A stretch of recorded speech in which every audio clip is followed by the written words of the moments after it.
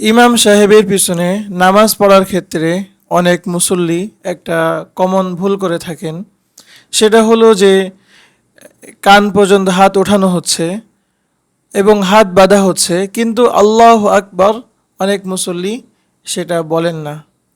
তো দেখেন, প্রথমেই আল্লাহু আকবার যদি না বলা হয় তাহলে কিন্তু নামাজ শুরুই হয় না। প্রথমে আল্লাহু আকবার বলা এটা কিন্তু ফরজ, হাত ওঠানো হাত বাঁধা এটা সুন্নাত।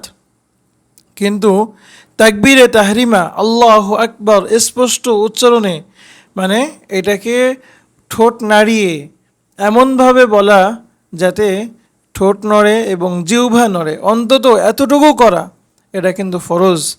এটা যদি কোনো ব্যক্তি না করে বা অবহেলা করে তাহলে কিন্তু তার নামাজ কোনোভাবেই সহি হবে না। তার এই নামাজ তো শুরুই হলো না, কারণ নামাজ শুরু হয় তাকবীরে তাহরিমার মাধ্যমে আর সেই নামাজ শেষ হয় সালাম ফিরানোর মাধ্যমে।